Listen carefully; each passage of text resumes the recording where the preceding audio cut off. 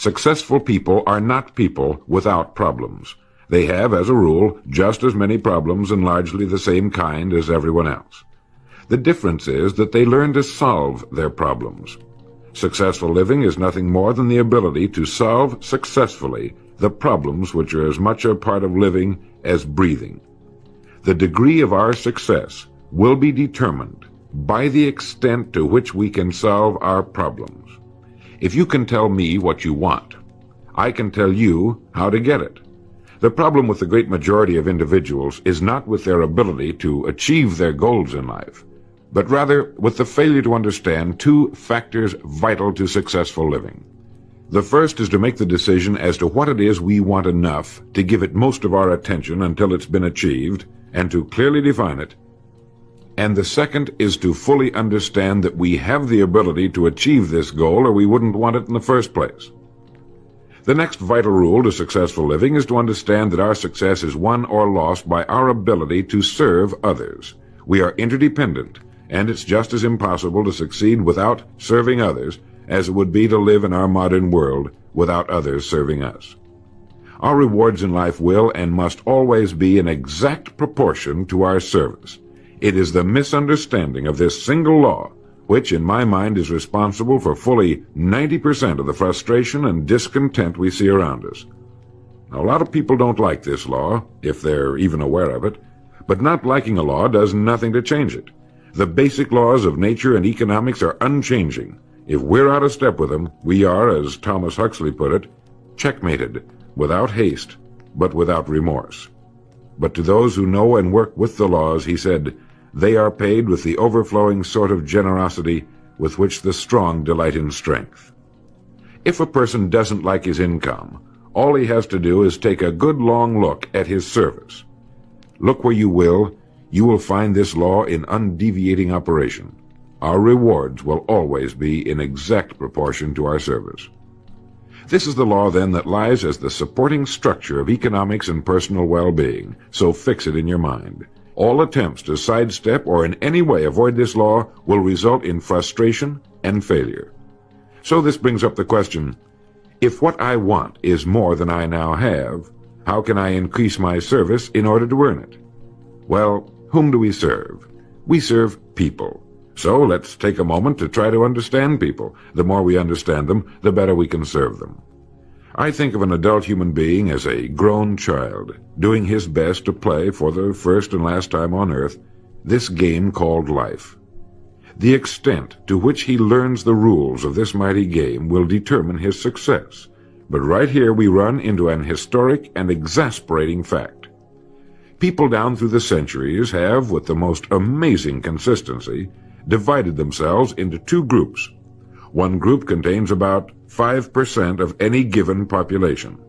The other group contains the remaining 95%. Neither of these two groups is any better than the other. But one thing separates them. The big group, the one containing about 95% of the people, never seems to get the word, while the smaller group, the 5%, does. Now, what do I mean by getting the word? I mean about 95% of the people never quite understand, emotionally or intellectually, that we as individuals control, to an altogether unsuspected extent, our lives here on earth. That each one of us is the architect of the structure fashioned by our years. You see, all of us want the same things, but only about 5% figures out how to get them. Within each of us burn two unquenchable ambitions: to serve importantly and to gain financial independence. Both of these worthwhile goals are within the reach of all of us, man or woman, but according to statistics, only about 5% achieve both of them. Why? Let's look at it logically. Every human being has a tendency to think, act, and talk like those by whom he is surrounded. This is environment, and it exercises an enormous influence on our lives. We've already pointed out that 95% don't seem to get the word in life. Then it follows that in the case of any given individual, the odds are 95 to 5 that he is surrounded by the larger group. And since a body in motion tends to remain in motion until acted upon by an outside force, that he will continue to conform to his group unless we can do a better job of serving him through knowledge. The failure of most people to live successfully is not caused by their lack of abilities, far from it, but rather in their failure to decide what it is they want, and understanding that our wants are governed by our talents and abilities, and that we are divided into two groups of roughly 5% and 95%, and that it's the 5% group which is successful. So here, let me give you a definition of success which, to my mind, covers the subject completely. Success is the progressive realization of a worthy ideal. That is, anyone who knows where he is going in life is a success. At the moment he makes the decision of what it is he intends to accomplish, of what it is he considers a worthy ideal, he is successful. Once this goal has been accomplished, he is again, by our definition, a failure, until he establishes a new goal toward which to work. To my mind, this is what we as human beings were intended to do, to go through life from one achievement to another, and to finally come to the end of our road here on earth, still reaching, still working toward a new and better plateau on which to stand. For this is to live and live completely, to know as much as we can know, to serve as much as we can serve, to accomplish as much as we can accomplish. Well, since success is the progressive realization of a worthy ideal, why are we faced with only 5% who can be called really successful? Because the best estimates available tell us that only about 5% will ever decide upon and define the one thing they want. One thing, because we can only do one thing at a time. To my mind, the story of a person's life is the story of a quest, a search to which he devotes his life. We know that the happiest people on earth are those who know exactly what it is they seek and set boldly out to find it. And while we're all dreamers, the fortunate ones are those who have found a dream so exciting and worthwhile that they'll devote a part or all of their lives to making that dream come true. But while all dream, by far the great majority, that 95%, never realizes that a persistent daydream is often the point on which we should set our compass, the place toward which it is meant for us to journey. The tragedy is that the great majority shrugs off this built-in direction finder and returns to the wide, visible, well-marked road in life which they feel must be the best road because it carries the heaviest traffic. Well, let's make this point clear. The road in life with the heaviest traffic is not the best road to follow, for it is the road of the 95%. It is the road with no more opportunity, and with 19 times as much competition. Of all the billions of human beings who've lived on Earth, all great advances, all great ideas have come from just a handful, a few thousand out of billions. Now, how have the people as a group reacted to the great ideas? Every great leader and thinker, from Socrates to the Wright brothers, has been scorned, ridiculed, poisoned, imprisoned, stoned, pilloried, burned at the stake, or crucified. Mankind as a group has made a consistently grisly game of tormenting his saviors. Why? Lack of information, lack of knowledge. It comes from following the wrong crowd. What can we learn from all this as individuals? Two things. One, to amount to anything as individuals, we've got to be individuals. We've got to have individual goals, individual thinking, individual action. And two, we must never conform to the great mass of people. We must love them, help them, for our joy and success will be determined by the extent to which we serve them. But we must never lose our individuality and identity by permitting ourselves to be submerged in this suffocating sea of indirection and purposelessness. There's nothing wrong with emulation. In fact, it's a good idea, so long as we emulate a person who represents that which we wish to become, but never the crowd, never the 95%. We are what we think about. Our minds, our thinking controls our destinies here on earth to a degree totally unsuspected by the great majority of people. When you think about it a moment, it becomes so obvious, so clear and simple. Well then, if we become what we think about, and if we can control our minds, we can pretty well tell our own future. And that's the point I want to make. That's what I meant when I said earlier that each one of us is the architect of the structure fashioned by our years. This means that if we're confused about what we wish to become or accomplish, our lives, our environment will mirror that confusion. It also means that if we know what it is we seek, that it must be accomplished. Barring an act of God or a catastrophe over which we have no control, we as individuals can call our own shots for the rest of our lives. We can know what it means to go through life from one success to another, to play life according to the rules and reap the rewards. We can know what it means to have peace of mind and live calm, cheerful, successful lives. You are at this moment the sum total of your thoughts to this point, for there is nothing else you can be. And 5 years from now, you can be and have anything you set your entire mind and heart upon. Succeeding in life has always been a matter of doing that which the great majority does not do. Now let's keep this in mind as we get into this business of goals. It isn't that I want to make an invidious comparison between the 5% and the 95%, not at all. That's just the way it is. And if we don't recognize it, it will be to our cost. At the beginning of this record, I made the statement, if you can tell me what you want, I can tell you how to get it. You see, the trick is not in achieving our goals, it is in establishing them.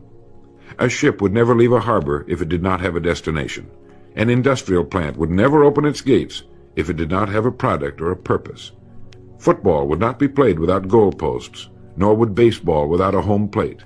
Every business operates for a purpose. Every game has a reason. Getting back to the analogy of our ship, if you were to climb to the navigation bridge and ask the captain the name and location of his next port of call, he would tell you immediately. There's not the slightest doubt in his mind. Can you tell anyone your destination just as quickly and in one sentence? The captain of the ship knows that he can arrive at only one port at a time. He knows that it's impossible to arrive at two. Do you know that? He also knows that his destination will be invisible for fully 99% of his voyage, but he knows it's there, and that he'll reach it, barring an unforeseen catastrophe, if he will just keep doing certain things a certain way every day. One fine morning his destination will appear on the horizon. He'll sail into port, his voyage successfully completed. When his business has been accomplished, he'll then sail to another predetermined port of call, and this will take him and his ship from one success to another for the rest of both of their lives. By understanding that he can reach only one port at a time, the owner of a ship can, in the short space of a very few years, reach hundreds of ports successfully. There'll be problems, lots of them, but they'll be solved, and the ship will steam its solitary course over the deep oceans of the world, devoting its life to accomplishing its mission and contributing its share to the welfare and economy of the world. Men and women who follow this sensible, obvious, and meaningful way of life will do the same. But the paradox is that most are like ships without rudders. They're subject to the whims of wind and tide. And while they hope they'll one day arrive in a rich and bustling port, you and I know that for every narrow harbor entrance, there's 1,000 miles of treacherous and rocky coastline. The chances of their just drifting into port are 1,000 to 1 against them. These are the unfortunate people who, not knowing the rules, believe that circumstance controls our lives. They believe in luck and superstitions, fate, the breaks. They believe that success comes as the result of who you know, not what you know. And while they cling to their false alibis, life passes them by. For the rules of life are just, and they are checkmated, without haste, but without remorse. Now what about you? Remembering that the definition of success is the progressive realization of a worthy ideal, what's the ideal toward which you are working, now, today, yesterday, and tomorrow? Can you write it in one sentence? Is your goal sharply and clearly defined? I mentioned on the first side of this record that I could tell you how you could be and have anything you set your mind on in 5 years. To better understand this, you must examine one of the most overlooked facts in the world. It is that every job, no matter what it may be, holds somewhere within itself the key to everything we want in life, the key to greatness. But we must look for it, and we must think. Decide to become a professional at your business. You see, we can either compete or create. If we compete with all the other people in our line of work, we must be willing to accept the same rewards. If that's what we want, fine. But if we want to become professionals at what we do, then we must create. And when we begin to do this, there's no limit to that which we can achieve. We hear a lot these days about a word called security. Everyone wants security, but not 1 in 10 can tell you what it is. Most people will tell you that security rests with a job. This is impossible. There is no such thing as a job that represents security. Anyone with a job can lose it for any one of 1,000 reasons at any time. There is only one place on earth you can find security, and if it isn't there, it isn't anywhere. It's inside of a person, never outside. If a man has security inside, where it belongs, his wife and children can feel it when he sits down to eat with them, and they're warmed by it. If a man has security inside where it belongs, you can see it walking down the street, and you can feel it when he enters a room. That's security, and you can't take it away from him. You can take away his money, his home, everything but a wife who's willing to start over, and most of them are, and drop him anywhere in the country. Go back in a year and he'll be doing just as well as when you found him the first time. You can't keep a good man down, no matter what you do to him. Like cream on milk. You can shake it all day, but just set it down for a while and it'll bounce right to the top again. This man or this woman has security, where it belongs. And do you know where it comes from? It comes from doing what we do for a living surpassingly well. It comes from being a pro in a world of amateurs.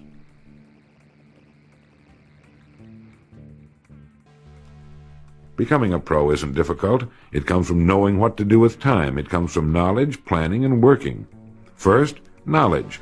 This means learning everything we can about what we sell, learning everything we can about people, since that's who we sell, and learning everything we can about selling, since that's our profession. What we sell, who we sell, and how to sell. Those three subjects would fill a large library, but we can take things one at a time, and by devoting an hour a day to study, we can become outstanding professionals in 5 years or less. And it's the professionals in this business who can write their own tickets, good times or bad.